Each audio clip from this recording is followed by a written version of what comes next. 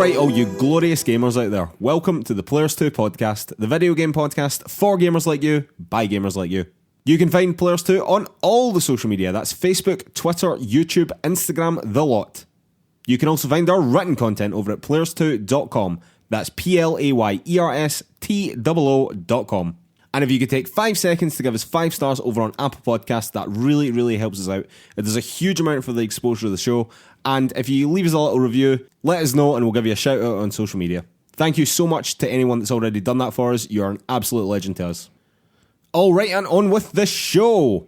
My name is Mark Henderson. With me, as always, Mr. Lewis Camley.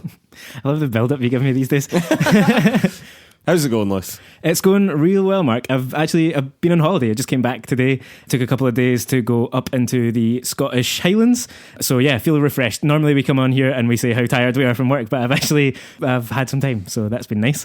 How about you? How you doing? What have you been playing? Still just Doom 2016. Continuing to love it. It is manic. It is maybe the goriest game that I've played in my entire life, but I'm just continuing to love it. It is, as we said before, it is just so refreshing in the FPS genre. It has made me very, very excited for Doom Eternal, even more excited for Doom Eternal than I already was. Yeah, and you very much were before. I very much was excited. I think I'm probably about in the final third of the game now, so it's kind of ramping up towards the end. The difficulty definitely has been cranking up. It's really become quite challenging now, actually. But yeah, man, I'm really, really liking it. It is a superb game. It really, really is. So what have you been playing? I've been playing 2 games now, actually. He finished 1 game. Replace it with 2. Replace it with it's 2 like more. Attacking a Hydra. So I started Star Wars Jedi Fallen Order, which I've been meaning to play for months and months, but just got held up. I'm not too far in, so I won't say a hell of a lot about it just now because I feel like I'm only just really getting to grips with all of it. I've reached the point now where I have Force Push, which is kind of the second ability more or less that you get, and I'm just about to depart Zepho for the first time, so I know where I'm going next. I maybe won't say where I'm going next in case it's a spoiler for anyone, but yeah, I'm enjoying it so far. I think that the combat is good, but I am absolutely no use at it so far. I've been dying a fair bit, but really? It's only certain types of enemies.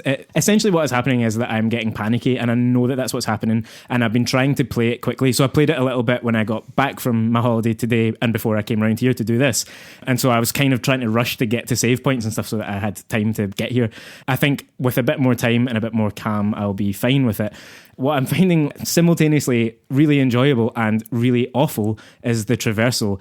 Towards the end of Zepho, you get your first kind of major bit of puzzle kind of solving. Feels very much like Prince of Persia to me, more than, Uncharted is the game that kind of gets invoked quite a lot at the moment, but it felt like with your wall running and your little climbing sections, a lot like the old Prince of Persia games. And I really enjoyed all that, working out what I was supposed to be doing and then using some of the skills that you get to go down other areas and find collectibles and stuff. That's the Metroidvania part of it coming in. Absolutely, yeah. And all of that's been fun and kind of using the map. The map was a little bit hard to get my head around in the very first level. You know nothing of that map yet. That map's about to get real bad real quick. Because so far I'm kind of looking at things like, I'm not sure where I am or have I been here? And it gets no better. Okay, good. Well, not good, I suppose. But the thing about traversal that is really awful is that all of the jump, you probably mentioned this when you played it, right? But all of the jumps, all of the free swinging on ropes, all of that is a mess in my opinion. I have spent so many goes trying to make jumps to ropes that I know I can reach and that I'm just missing by miles. I had a section earlier where there's like 3 pipes that are broken that you kind of do your balancing beam motion across, and you're trying to hop between them while deflecting bullets from a stormtrooper. The deflecting bullets bit is easy, but the hopping between 3 very close together bars seemingly was beyond Cal. There's just moments like that totally break the immersion, that feels like something that PS2 games got right that this has failed to get right. I don't know why, but I think it's got something to do with the camera. When I began playing the game, the free movement of the camera and the pace at which Cal moved seemed out of sync, and so I would feel like I had stopped running, like I'd let go of the stick and he kept moving and the camera was in the wrong place. Everything about that has just felt wonky. And so sometimes when you get it going, there's wee sections where you do a couple of wall runs and skip up a ledge and jump across. Fine, great, feels nice. But when it doesn't work, it's extremely frustrating and just felt to me like it isn't anything that I'm doing wrong. It's just the way that the game is built that is making it extremely difficult. So I'm hoping to get beyond that. I am just generally enjoying it. I like being in that world. I don't really care about the lore that I'm collecting along the way and all the collectibles that are based basically changes of skin and lightsaber upgrades. Don't really care about any of that. Didn't care about any of them. Do you know what I done? I got all the pink ones and changed them all to pink. Everything. That was that. I'll say more about that as I go through, but enjoying it so far. I think that I can make fairly short work of it, hopefully. I do remember having trouble with the controls. To be honest with you, I know that it is a wider issue than just you, but jumping onto ropes and things like that, I never had a massive issue with that, to be completely honest with you. The combat will come in time. Yeah. It does take a bit of getting used to be completely honest with you. It definitely does. The first time you get a parry or that you reflect a bullet is so satisfying. Yeah. I think because we are so unused to Souls-like combat in general, I think that the combat in Fallen Order will probably come quite naturally to a lot of people. But I think unless you're used to that very specific style of combat, then there is a bit of a learning curve. It just is. You know what I mean? It's just about getting those timings down. Absolutely. And speaking of timings and reflecting bullets, the other game that I've been playing is Katana Zero, which I had downloaded on my Switch, and I deliberately thought this will be a nice game for playing while I'm away on holiday and travelling around and stuff. And my God, Mark, my God, Are you really liking it, I man? am loving it. It's awesome. so much better than I imagined it was going to be. If you don't know anything about this, it's a kind of like synth-tinged neo-noir action platformer. It's instant death for you if you get hit, so it's all about plotting your way across a level, working out which order to kill people in, basically, or how to stealth past certain bits. There's all sorts of ideas folded into different levels. I won't say too much because I don't want to spoil it. Mark, you personally will adore this game, I think. I will put money on that. I think that I will as well, to be completely honest with you. It's got that repetitive and addictive loop that Celeste has, where when you die, it restarts instantly, and you're like, shit, I know what I'm supposed to do there. Or, oh, I made the wrong choice. Go again. And other than like one or two glitches, there's like a sequence with a minecart in one of the levels which doesn't work the way it's supposed to. So other than a few bits like that, it's always your own fault when you don't get things right. But you're never like, God, this is really difficult. It's just like, I need to get the dance of this correct. And the story, man, the story is wild. It is. I thought that the story was supposed to be nonsense. I mean, I don't really understand it yet, but it's, you know, it's set after this war that's kind of referenced. You get your missions from the psychologist. I mean, very quickly you start to, or certainly I started to kind of distrust everything I was being told by everyone in the game. Yeah, it's just unfolding in this really interesting way. There's like dialogue options, which as yet I'm unclear whether they have any real impact on what's happening or on how the story's unfolding. So it almost feels like I've deliberately not looked that up. I'll get to the end and maybe want to replay it and see if things could have played out differently. But man, I am really, really liking it. It's short. I've played half of it in one sitting, which was about 2 hours long. I could have finished it before today, but I kind of deliberately was like, I want to enjoy this rather than just like rush through it. How many hours have you put in, do you reckon? About 2 hours, and I think it's... is it about that long? I think it's about 4 hours in total, 4 or 5 hours. So it ends perfectly at the end of each chapter when you get your next mission, and so it got to a point where I was like, I can put it down there, and I don't want to just blaze through this because I'm really enjoying it. Nice one, man. That's really, really cool. Sounds like a future play-along game to me. Definitely, yeah, definitely. And with that, time for the news. All right, and news item number 1. Geoff Keighley Lewis will not be at E3 for the first time in 25 years. Geoff Keighley has made this statement on Twitter. For the past 25 years, I have attended every electronic entertainment expo.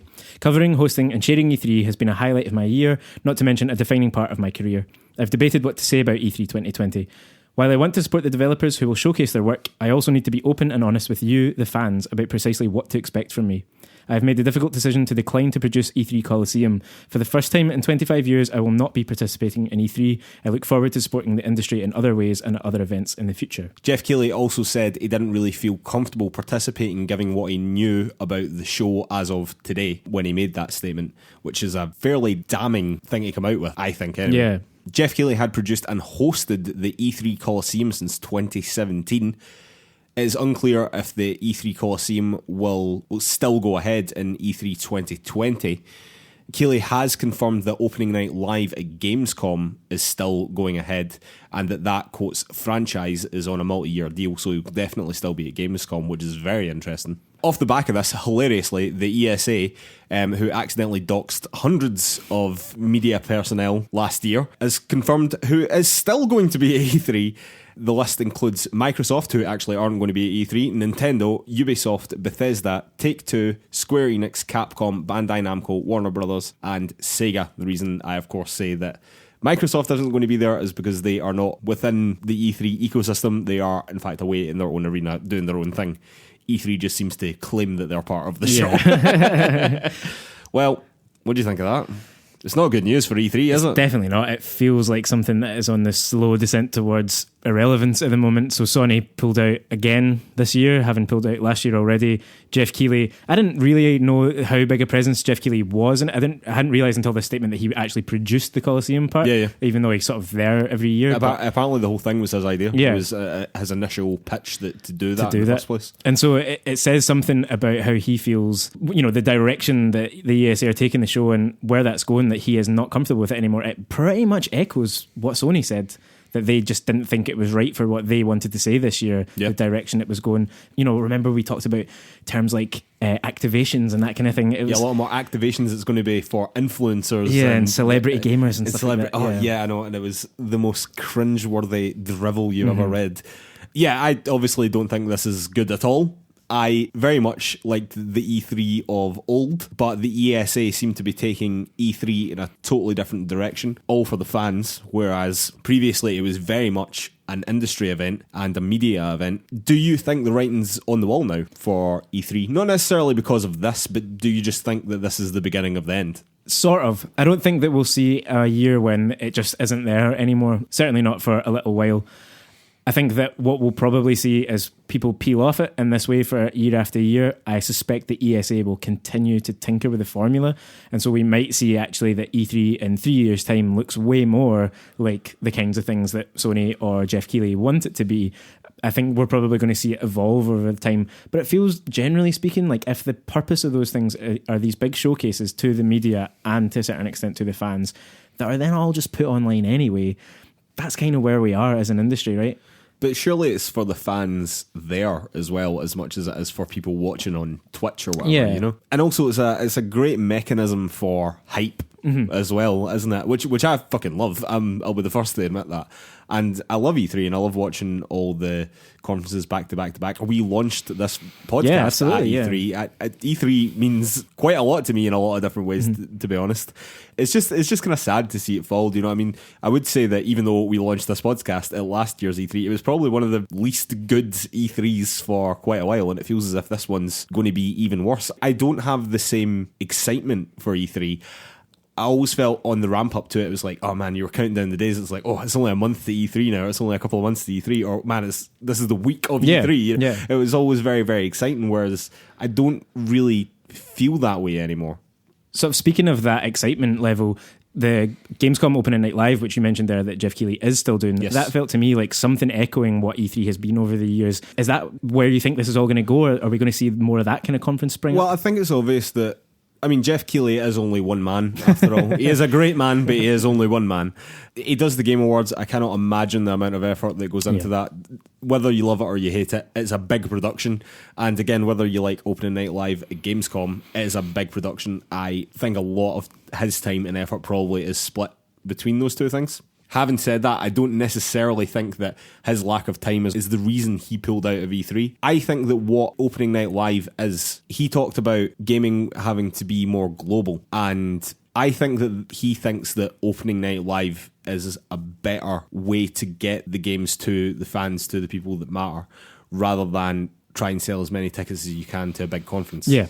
Absolutely, because he also does that make sense? Yeah, I'm not even saying that what E3's doing is bad or wrong. I'm sure for the people there it's going to be great because that's what the ESA are trying to do. They're trying to make it a fantastic experience for the people who are there. But from us outsiders looking in, it's not what we want. No, that's not where we want the time or the money or the energy spent. We want to see this showcase of every massive publisher in the world. That's what we want to see. But the ESA seems to think differently.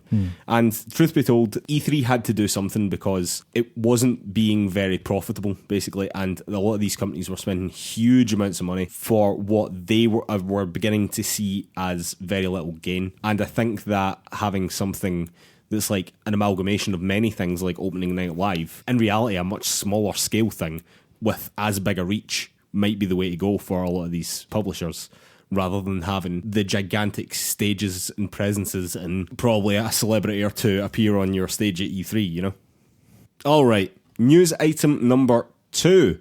Epic Games boss Tim Sweeney has made some very confusing statements about politics in video games while giving the keynote address at the DICE Summit.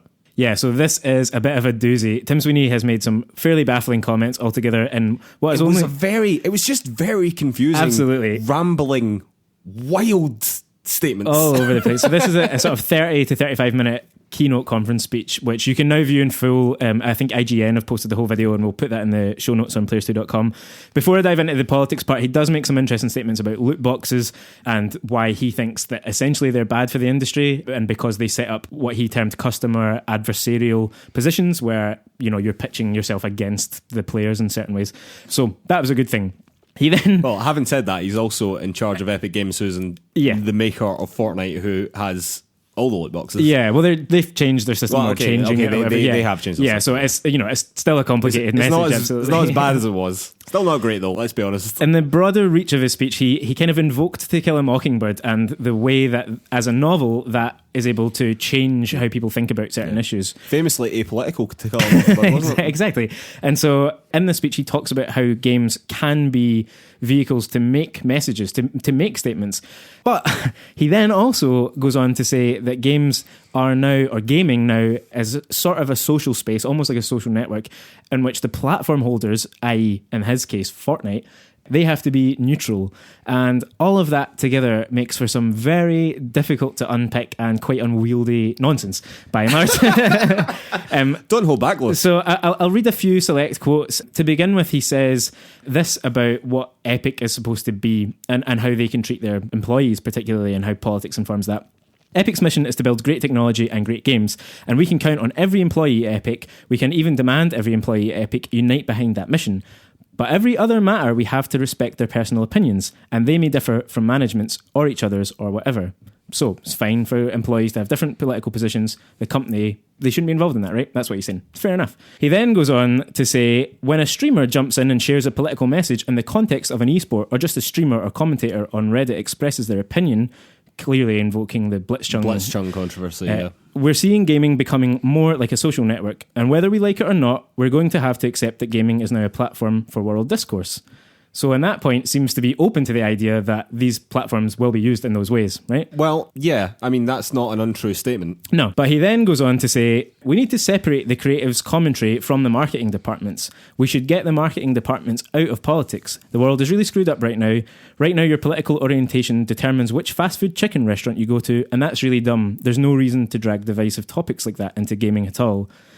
Yeah, so this was a bit of a hot topic in America due to the owner of Chick-fil-A, is that right? Yeah, he's been donating to anti-gay organisations, and that's quite reasonably has led to a lot of people not wanting to give Chick-fil-A any money. And so this idea that politics and your food choices are shouldn't be connected, that raised a lot of questions for Tim Sweeney in the aftermath of this speech, because people were saying it's absolutely quite right that if you don't like the politics of the person who you're giving your money to effectively, then you are absolutely entitled to make that decision. And that, as far as I'm concerned, applies to gaming as well.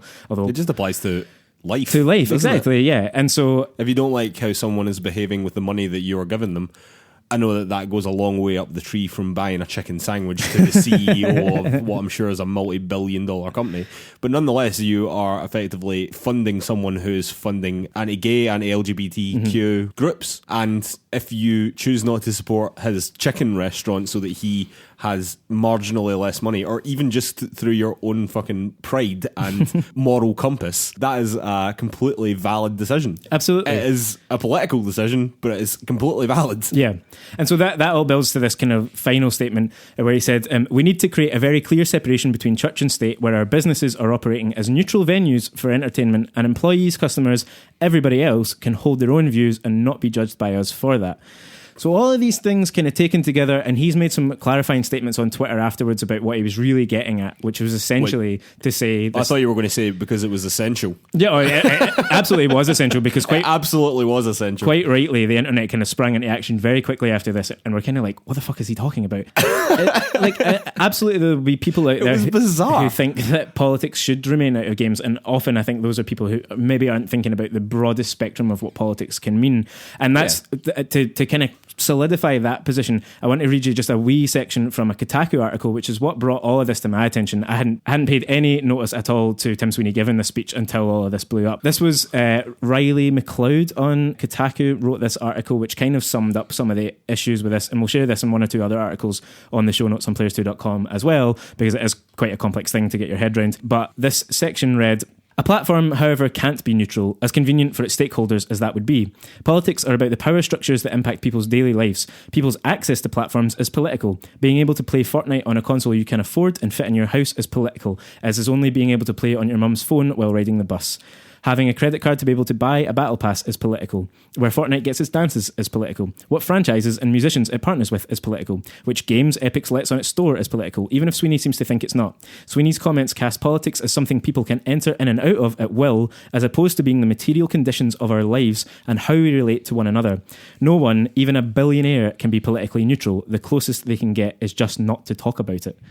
And I think that is put absolutely magnificently there. I think that is a tremendous statement about how to say your actions aren't political. In the real world, maybe not in Tim Sweeney's world, but in the real world, almost every action that you take has some political ramifications or is the result of other political ramifications, like your economic upbringing, being able to buy consoles in the first place, as that quote rightly said. There's political nuances around that. Of course there is. I mean, it doesn't have to be, well, oh, we happen to put a gay character in our game and then suddenly there is political ramifications through the roof on that. It can be as simple as, oh, I can't afford to buy the battle pass. There is many political stipulations why you are in that situation in the first place. This notion that, oh, we're not political but you can be political, so it's all good kind of thing, like the marketing can't be political but I can be political, but not as Epic, but as Tim Sweeney I can. That is an absolute fucking nonsense. It's ludicrous to think that a man who's the CEO and multi-billionaire can think that way, and not only think that way but say it on a stage as if that was a thing. It's madness. And bear in mind as well that he and his company came out after the Blitzchung thing and said we wouldn't prevent people from making those kind of comments around Fortnite. And that in itself is a political statement on the basis of his company. Of course it is. It's just, I can see where he was trying to go with this. Pay attention to the loot boxes thing, that's an interesting thing. But overall, this was fairly baffling, and quite rightly, it led Tim Sweeney to have to make some clarifying statements. So honestly, it felt like the ramblings of a madman at points. It was insane. Yeah, we've obviously spoken a bit about politics and gaming before. It was one of our topics of the week, maybe just before Christmas. Yeah, a while back now.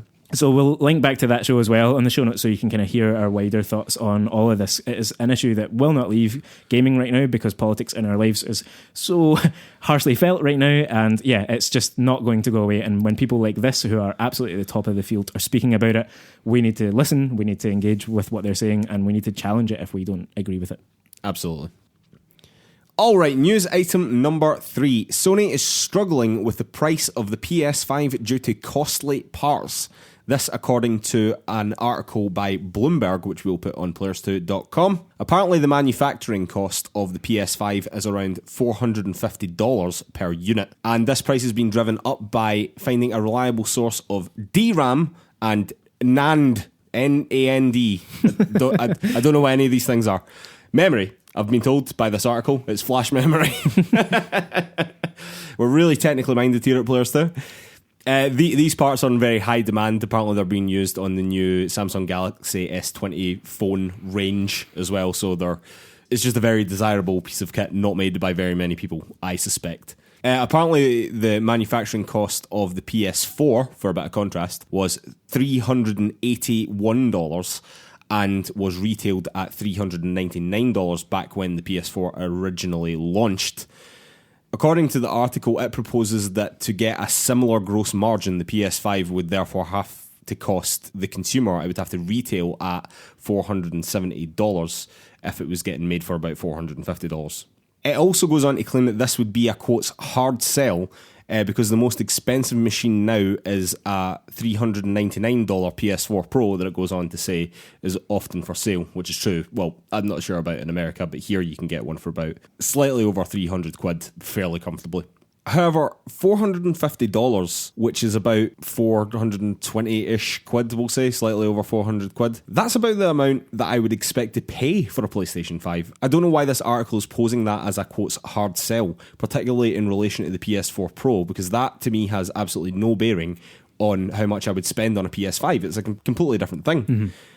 So I'm not really sure that whoever wrote this article actually knows the discourse around the PS4 and the PS5 and how much we're expecting that to cost, because what I have been hearing for a long time has been around $500. Yeah. So in actual fact, this would be cheaper than what I thought it was going to be. Yeah, and their margin would be higher as well if it was to retail at $500, which, as you say, seems to be what a lot of people think it's going to do, and the Xbox Series X is being pitched at roughly that. So that would be from a $450 manufacturing cost, they would make $50, whereas on the PS4, they were only making $17. I think $470 would be okay to pay. I think they could also, given the competition they're up against with the Xbox Series X, they could essentially retail at no profit, sell it at manufacturing price at $450. Sony can handle that to get active users. The article does also pose that there is a bit of division at Sony where some execs want this to go as cheap as it can be and compete with the Xbox as hard as it can, and then there's others that just want it to make a profit. Who will win that in the end? Who's to say? I reckon the ones that are for make a profit, personally. Yeah, but they're probably the ones that will be wrong about it. I don't necessarily disagree with that, but they will probably win because money now is more valuable than money later for some reason. Yeah. So, but the interesting thing is that last week we were proposing that Sony were holding off the price because they were waiting to see what Xbox done. But in actual fact, Sony might not know the price. Yeah. It sounds like they just haven't actually landed on what the best option is yet. I still think that they are waiting a little to see what Xbox is going to do. Like, that's one of the factors pulling into this. Absolutely. I think they're waiting until after E3, and then it is widely suspected that Xbox will announce the price of the Series X, and from there, Sony will make a decision. Mm-hmm. It'll be very, very interesting to see what that decision is, though. You're praying that it's not $500. Right? I mean, I do think $500, to take it back to that benchmarking against the PS4 Pro. I don't think $500 is that unreasonable. And I certainly don't think $470 is a, quotes, hard sell. I think that that's a perfectly reasonable amount of money for what you're getting. And although 6 years ago, $400 was the price of the consoles, with inflation and stuff like that, and the amount of new and inventive hardware that's going into the actual unit, I mean, I personally don't have any problem with that whatsoever. No. If the console launch is between $400 and $500, I'm basically happy. Yeah. I don't really care beyond that. I know that I'm in a slightly privileged position saying that, of course, but that's very much where I suspect it will be at the end of the day. All right, and news item number 4. Xbox and Samsung have announced a partnership on cloud-based gaming, which will involve getting xCloud on Samsung phones in the future, Lewis. At Samsung's Unpacked 2020 event, their head of US marketing, David S. Pack, announced the partnership. This is just the beginning of our gaming partnership with Xbox. Both Samsung and Xbox share a vision for bringing great gaming experiences to mobile players around the world. With our 5G-enabled portfolios and Microsoft's rich history in gaming, we are working closely together to create a premium cloud-based game streaming experience. You'll hear more about it later this year. Microsoft's xCloud head Kareem Chowdhury then confirmed the partnership. Having partners join us on our journey to delivering high-quality game streaming to players is of the utmost importance. We've seen positive feedback from Project xCloud preview participants testing a range of Galaxy devices, and it will only get better as we continue to work closely with Samsung on refining the experience. It's an exciting time to be working on Project xCloud, and we can't wait to share more about our work with Samsung later this year. And they also announced Forza Street for the Galaxy devices at the same event. Samsung are obviously huge in the phone world. They have the second most phones in the wild after Apple, and even at that, I think it flicks back and forward between the two. And they are the market leaders in Android. They are a direct competitor to Sony in a lot of tech industries, which is why that partnership was never going in the direction of PlayStation. And of course, Xbox is a competitor of Sony in the game space, which is why this deal made a lot of sense. It has also just been announced that Stadia is coming to Samsung, Razer phones and Asus phones as well. What do you think of that? I think the Stadia thing, I'll wait and see if it actually comes and if it works when it comes. It should be, by the time you are listening to this podcast, that should have happened. It's supposed to be happening this Thursday. We're recording on Tuesday. The 20th. Yeah. So when this podcast drops, it should be available on your Samsung Galaxy S, whatever you've got. Yeah, we shall see. I think it's the S8 and above. Yeah, it'll be the newer versions, yeah.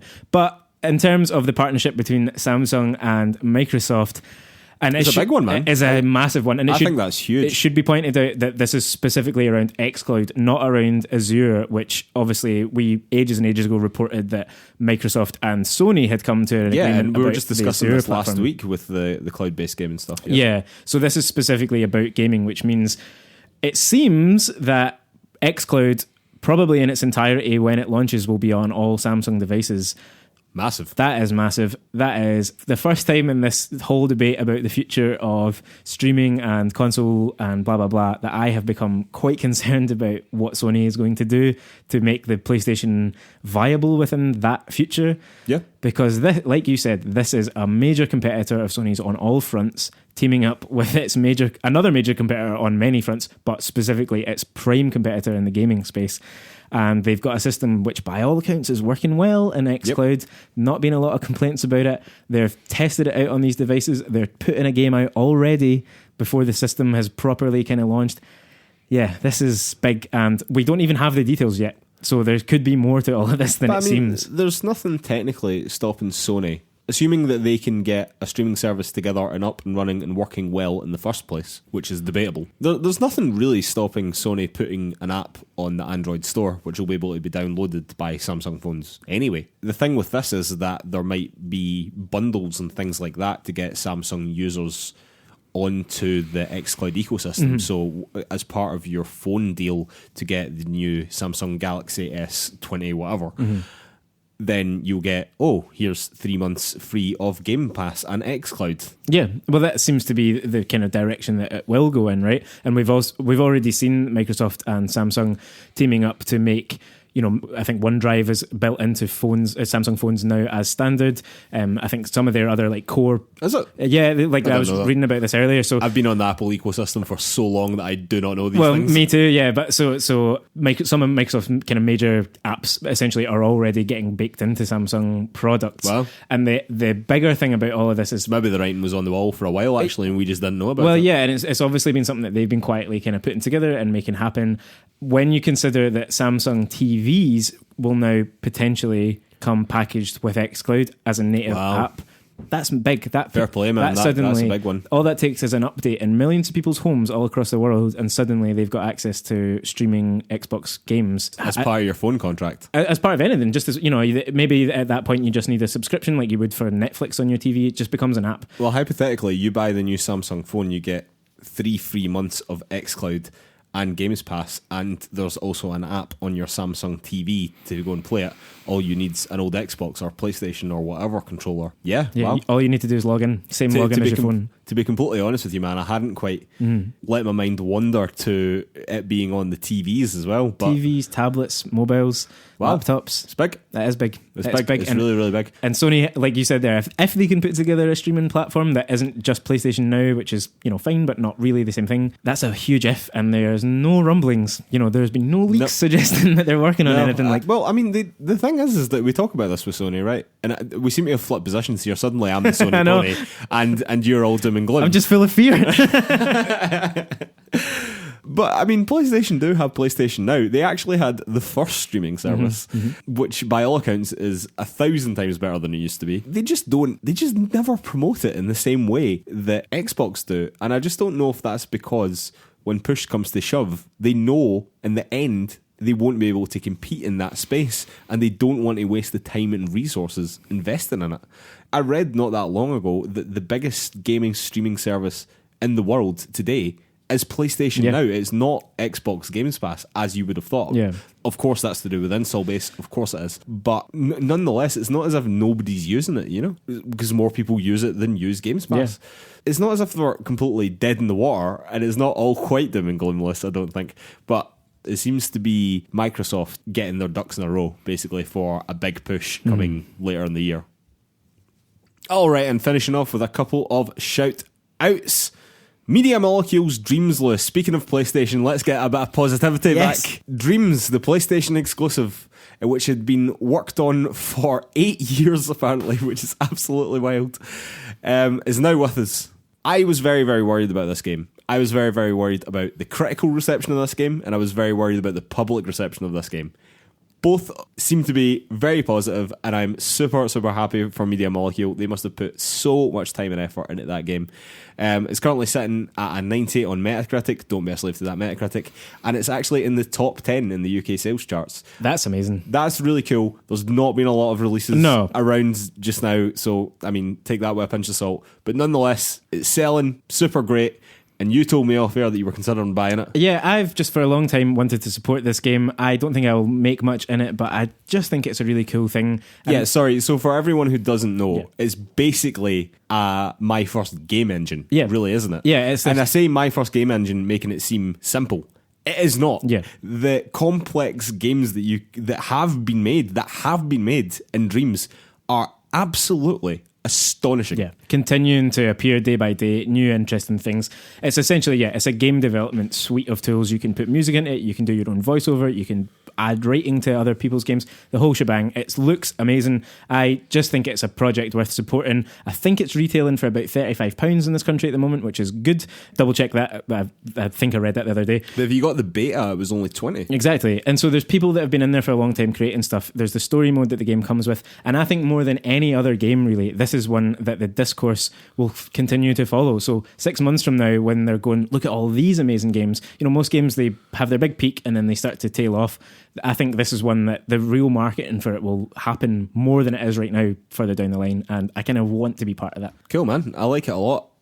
Do you reckon it's going to be very soon on PS5? And do you think it's going to be on PC at any point?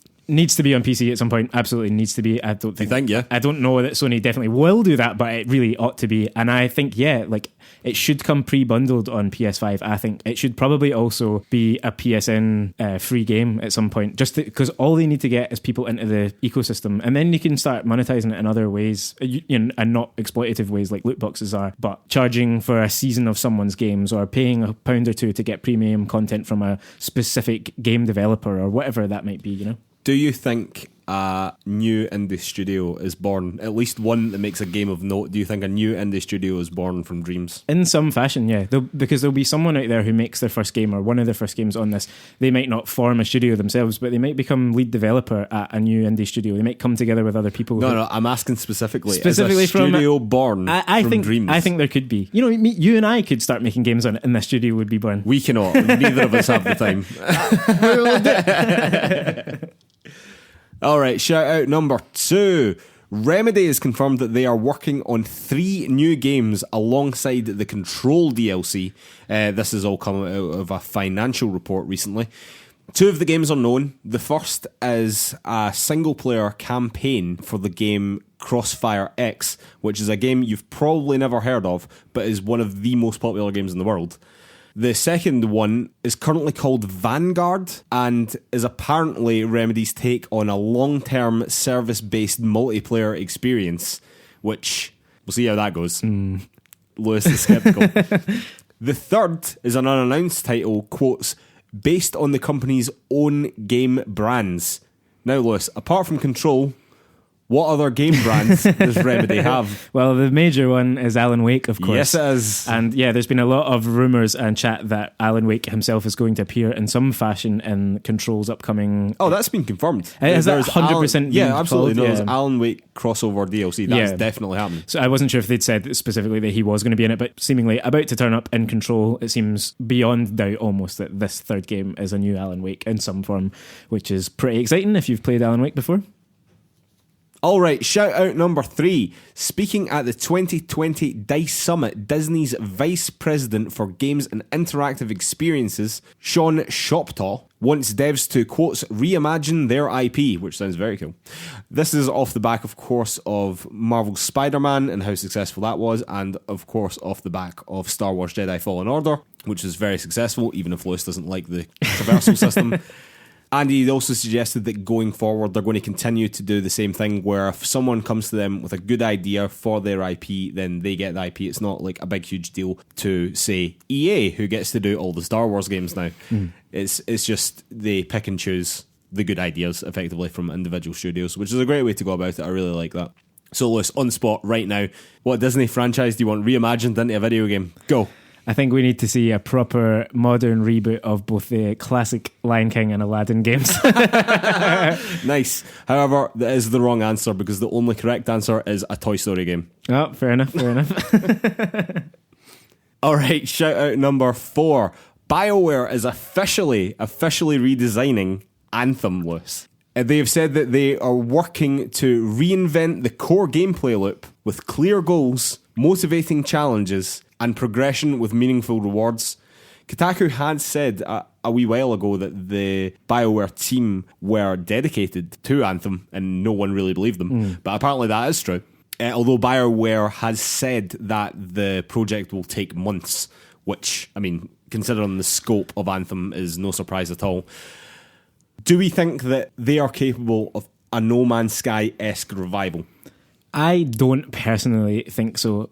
Partly because I think that if this does take months, it slams into the next gen window, and I really think... I think that we're talking next year, honestly. Like, I think that we're talking the next gen launch quotes of Anthem. That's what we're talking about. Yeah, well, maybe so. But I think at that point the whole discourse has moved on, particularly if people then have to buy it again on a new console. Because we put this out on our social media, and actually quite a few people sort of said really positive. Yeah, I was shocked at how positive people were around Anthem. People I really was. Seemed to like that core gameplay loop, but just wanted more and wanted, better progression and all that kind of thing, as has been promised here. So yeah, there's maybe we've been overly harsh on it, because generally speaking the discourse around it has been very harsh. But if there are fans out there who want this to happen and will stick by it, great. But I really think they have to stand by the people who have already purchased it and not make them repurchase it on a new system. Oh no, for the people that have already purchased it and have stuck by the game, this has to be free, and that is the end of that. Yeah, definitely. Alright, shout out number 5. Nintendo are likely to suffer a global Switch shortage because of the coronavirus. Again, as we discussed last week, I feel it is almost trivial to talk about how the coronavirus is affecting the video games industry when there are quite literally now thousands of people who have died. However, this is nonetheless video game news, so we're telling you the news. So according to Bloomberg, again, the Switch is already, quotes, hard to find in Japan, and come April in the US and Europe, there might also be a shortfall in units. This all seems to be because of a bottleneck in their Vietnam factory, actually. But it seems as though the reason for that bottleneck is that the factories that were operating in China can no longer operate, or cannot operate to the capacity that they need to keep up with their orders. And the Vietnam factory is simply not capable of keeping up with that. So there is going to be a shortfall, it looks like. So just be aware of that. If you're looking at getting a Switch, you're probably not going to get a deal on it anytime soon, because there is going to be a shortfall in stock very soon. And just finishing off with 3 quick fires, Lewis. Number 1, it has been confirmed that Rainbow Six Siege is coming to the PS5 and the Xbox Series X. Number 2, John Romero's upcoming game Empire of Sin has been delayed from spring 2020 to autumn 2020, the busiest time in gaming history. And number 3, Half-Life Alyx has been given a release date, and it's March the 23rd. I've been really looking forward to Empire of Sin. It's not great that it's been delayed towards the end of the year, but if that's what the game needs, that's what the game needs. Half-Life Alyx is going to sell a bucket load, and amazing that Ubisoft are continuing to support Rainbow Six Siege straight into the new generation. Through the next generation, absolutely. Yeah, amazing. All right, Lewis, time for a beer. And we are back with Topic of the Week. Topic of the Week this week is the DICE Award results, Lewis. The DICE Award results, and there's a lot to talk about here, I feel. So why don't we just start right at the top? The big one, the Game of the Year, according to the DICE Awards, is Untitled Goose Game.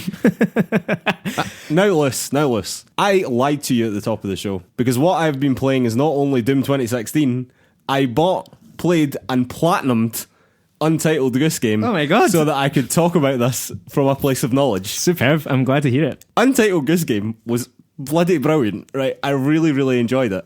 Is there any justification whatsoever to have this as Game of the Year? No, there simply isn't. So I've played it as well. And as we discussed on the show where we went through our predictions for the DICE Awards, which we should remind everyone are voted for by people within the industry, game developers, game makers, the whole shebang. I really loved that game as well. There was a lot of places where my heart was saying Untitled Goose Game, but it is not the best game of last year. Now, it depends exactly what you think of when you think of the game of the year, but generally speaking, I would say it means the best game, and it wasn't.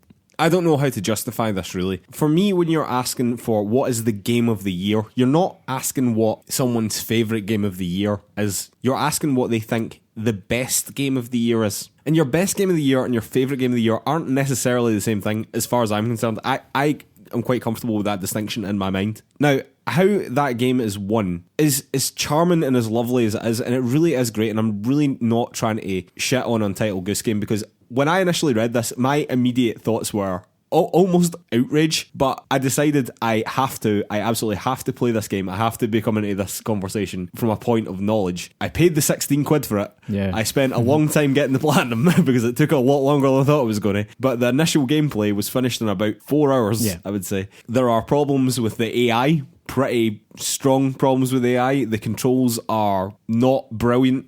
The actual gameplay loop is super fun, super great, super creative. Again, charming to all heights. It's a great game, and I would highly recommend anyone go and play it.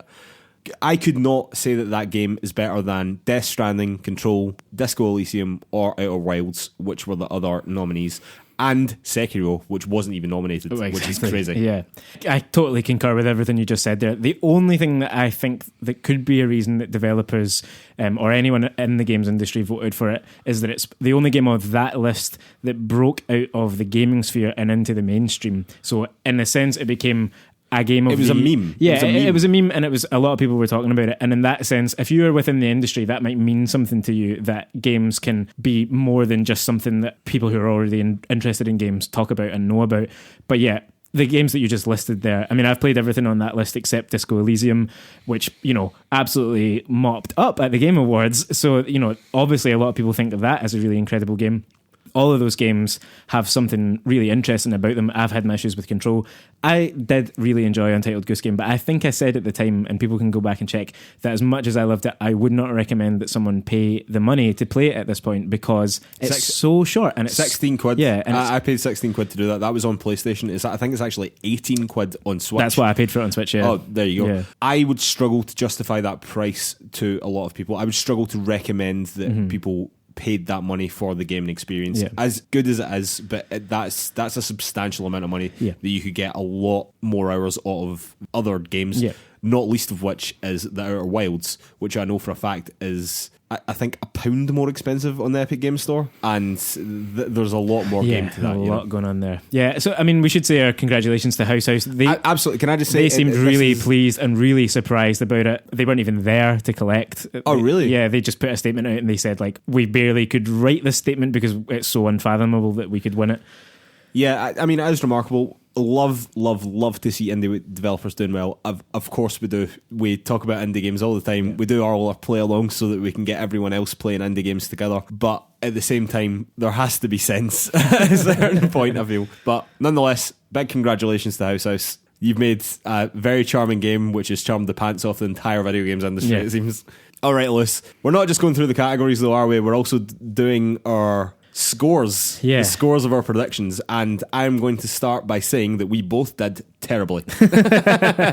So we both had Death Stranding for that. So we'll just run down the other categories fairly quickly, I'll say. Relatively short on time marks, slightly concerned about the edit. And we'll just talk about the more interesting ones as we go.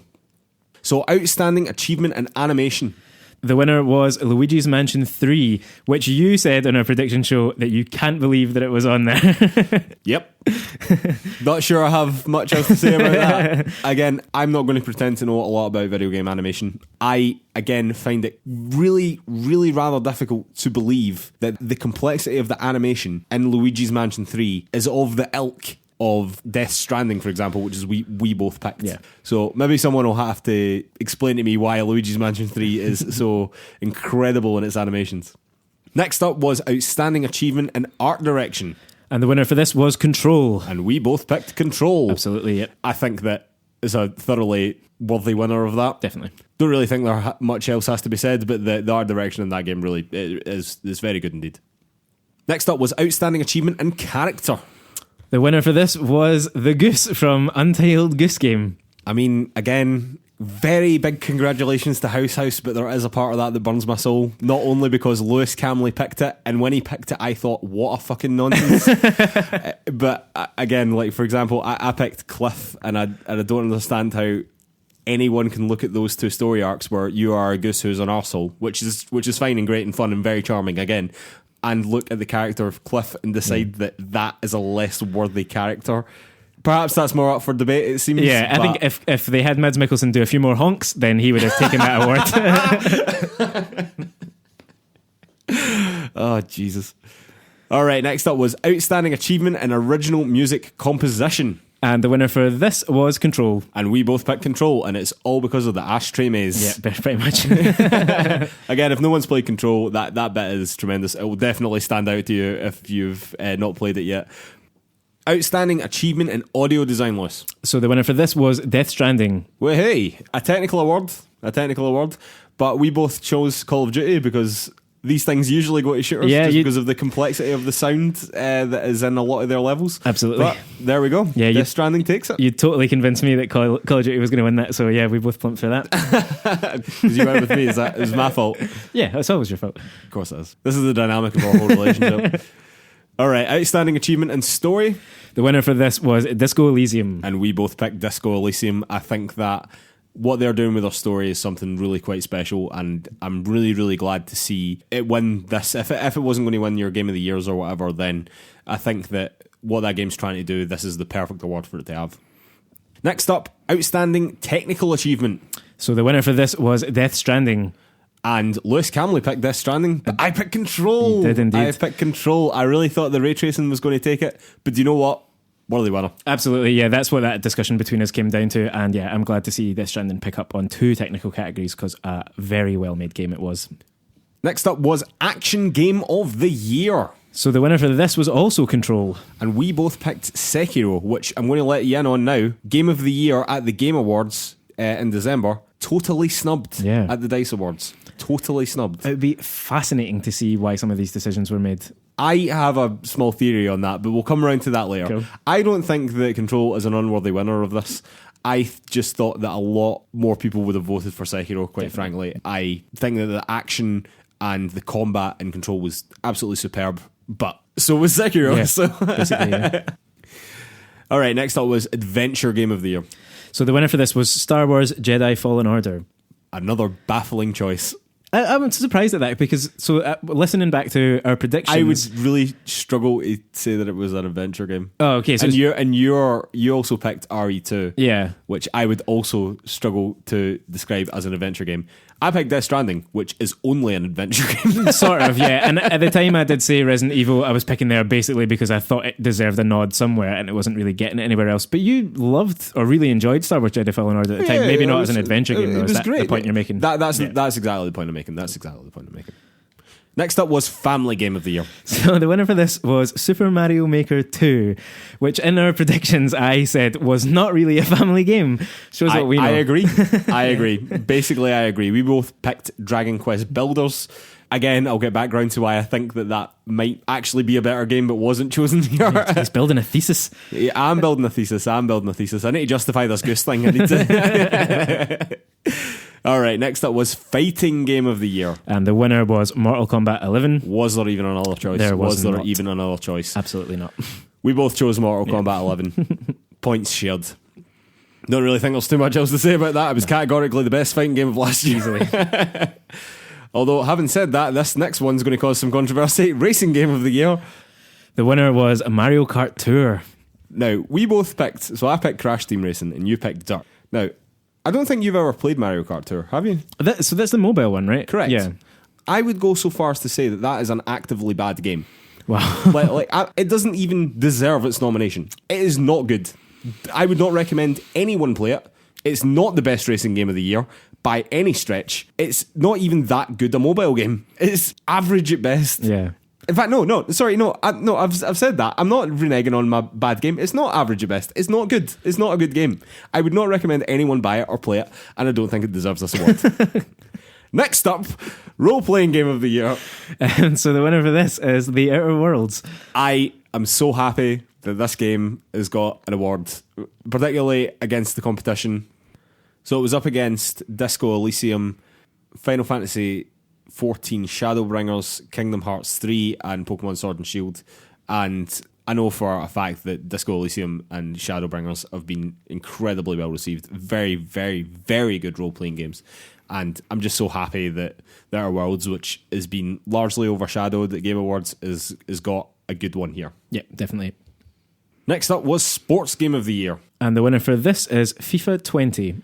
And I chose NBA 2K20 and you chose MLB The Show 19. We were both very wrong. Yeah. And see, actually, if we'd done any research into this, I think that nearly half the time that this award has been given to FIFA. Yeah, I think the reason we both steered away from it, though, was that the FIFA 20 launch in particular was very problematic. But there's been a lot of problematic FIFA launches. This kind of gets back around to my sort of thesis, right, is that I think that a lot of people vote on these awards. So we were talking before, I think there's over 20,000 people that are like eligible to vote for these awards. I don't know how much some of this boils down to a popularity contest in some manner, rather than picking the best game. You pick, in fact, the games you played. Yeah, that could be it. Yeah, and I think that FIFA is one of the most popular games in the world. Absolutely. Yeah. Is that being chosen for that reason rather than it actually being the best sports game?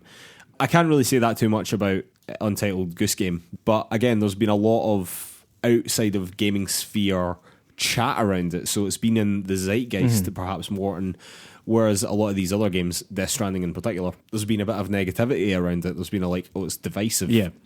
Control, there's been technical issues with that, whereas there's this Mad Goose Game where you get to run around and scare children as a goose. and I don't know, I just feel as if maybe some of these awards are going to the most popular game rather than the best game. So it was interesting to me that Star Wars, for example, won in the only category that it was nominated, except character, and they nominated a weird character for character. Grease, I don't know if you've met him yet, which is very strange, and I just don't know if that won what I would consider against the odds against other games simply because more people played it. I don't know if this is just giving certain games a slight edge here just because of the sheer number of people who are voting on it. Possibly, yeah. But anyway, that was my thoughts. That was my thoughts on some of these awards. Anyway, FIFA takes it for sports game. Next up was Strategy Simulation Game of the Year. And the winner for this was Fire Emblem Three Houses. And Lewis Camley chose Fire Emblem Three Houses, and Mark, who played Fire Emblem Three Houses for 90 hours, loved it, chose Slay the Spire. Which you haven't played. Which I haven't played. So that was an interesting choice by me. I think I was trying to get too cute with that one, but nonetheless, point to Lewis. Yep. Next up was Outstanding Achievement for an Independent Game. And the winner for this was also Untitled Goose Game. Of course it was. I mean, if you're given a Game of the Year, you can't hardly not give it Indie Game of the Year, can you? No. So we both picked Disco Elysium for this, again, partly just because of the discourse around it. But we did. Again, can I just say, having played Untitled Goose Game now, I don't think it's an undeserving winner of that. Absolutely not. I really don't. I think if we're talking Game of the Year, we're having a different conversation now. There's different players involved there. Indie Game of the Year is absolutely fucking smashed. Particularly that it's outstanding achievement for it, which it has achieved incredible sales and incredible kind of notoriety. I did say in our predictions that it deserves some credit, and it got all the credit in that category. All the credit. So yeah, all the credit. Well done again to House. Next up was Portable Game of the Year. The winner for this was Sayonara Wild Hearts. Bloody outrageous. What the golf is not one. Snubbed again, man. Absolutely bloody outrageous. No, I'm kind of joking. To be honest with you, Sayonara Wild Hearts looks absolutely incredible, and I'm very much looking forward to playing it. I've restarted up my Apple Arcade subscription, and I think that will be top of the list. Next up was Online Game of the Year. The winner for this was Apex Legends. And we both chose Apex Legends. I think it would have been difficult to give it to basically anything else. I'm glad for it that it won that. I'm glad for it as well. I mean, as I've said many times, it was my Battle Royale of choice. I fell off after Season 2 as well, though. I mean, I have no real allegiances here, but I think that what it did for what was becoming very quickly a stale genre was really interesting and really innovative, and I think it was a really great game. It really was. Next up was Outstanding Achievement in Game Design. And the winner for this was Baba Is You. Now, we both chose not that. You chose Outer Wilds and I chose Disco Elysium. But man, I'm happy for that wee game. Absolutely, yeah. I'm so happy for that little game. I was torn between Outer Wilds and Baba Is You when we did their predictions, and I basically leaned on the side of Outer Wilds being a slightly more complex game. Baba Is You is phenomenal. If you've never played it, check it out. If you've never heard of it, check it out, because it's a very interesting logic puzzles. Essentially logic puzzles. Logic puzzles. And it's kind of like, yeah, how a game dev might think, which probably should have given us a nod to why they chose it. But yeah, very, very well done to the guys behind Baba Is You. Yeah, again, super great to see these indie developers getting noticed. Do you know what I mean? Again, I still have issues with Untitled Goose Game as Game of the Year, but it's fantastic to see these indie games doing so well. It really is superb. And finally, Outstanding Achievement in Game Directionless. And the winner for this was Control. And we both chose Control. We did indeed. And that makes the final score, Lewis Camley 9, and I only got 6. Yes. Now, to give you an idea of how crap we done there, it was 15-11 at the Game Awards predictions that we done. And this was 9-6. That was dreadful. We're just not game developers, obviously. Obviously we're not. Not until we play Dreams anyway. Anyway, Lewis, we originally said that the forfeit for this would be that you would be absolved of your task for the Game Awards. However, I've subsequently decided that that's bullshit, and that you should instead make me do something as well as you. Absolutely, yeah. So my forfeit for losing at the Game Awards was to play Hollow Knight up to a certain point. I want to complete the Radiance. Yeah, I want to lock that in now and say there'll be no further changes to that, and you can't add anything to that if we do another predictions thing in future. Lewis, you have to beat the Radiance in Hollow Knight, and that is it. That is your only instructions. I'm settled with that. So I'm not gonna go too hard on you. I'm gonna give you a game that I think that you own now. A game that you should enjoy, particularly because you've recently played something else by the developer, and it is a very, very good game. You might contend the word game in a second, but I'm going to make you play the Nathan Drake collection, the Uncharted Nathan Drake collection, which I have checked is under 30 hours, which is your one stipulation before we started this. It is an incredible sequence of games. No, hold on. All of them are under. All of them are under 30 hours. You don't have to play them all in one go. You can break up your other games with it. Oh, for fuck's They are incredibly worth playing. You loved The Last of Us, made also by Naughty Dog. Yeah. It's not the fourth game. It's just the first three. Okay. I suspect when you play them, you'll want to play the fourth one. I suspect that as well. So you've got until you gave me until the next Game Awards to play Hollow Knight. I will give you until the next DICE Awards to do this, but you will do it much faster than that, I suspect. Okay. You got it from PSN recently, right? I did. So there's not even any transactions involved. There's no transactions involved. How kind of you to give me 3 games when I asked you for one. How kind a soul you are. Well, you gave me a bloody 120-hour game. No. That's just how many hours. No, I'm not having that stand. No, that's how many hours I put into it. That's not how many hours it takes. It's very rewarding to me how badly you're taking a forfeit. Oh, God. Moan the goose. And with that, ladies and gentlemen, I'd like to remind everyone that you can find PlayersToo on all the social media. That's Facebook, Twitter, YouTube, Instagram, the lot. You can also find our written content over at PlayersToo.com. That's PlayerStoo.com. And if you could take 5 seconds to give us 5 stars over on Apple Podcast, it really, really does help us out. It does a huge amount for the exposure of the show. And if you leave us a review over there, let us know and we'll give you a shout out on social media. Thank you so much to anyone that's already done that. It genuinely does mean a lot to us, and it genuinely does a lot to help us out. So thank you so much for taking that time out of your day to do that. I'd like to remind everyone that our play-along game for February is Kentucky Route Zero. I have yet to start playing it because I decided to buy and platinum Untitled Goose Game instead, but that will be getting played very, very soon, and I'm very excited about it still. Definitely, yep. I'm going to play it as soon as I've stopped playing Katana Zero. Awesome, man. Yeah. All right, ladies and gentlemen, we'll see you next week. Thanks.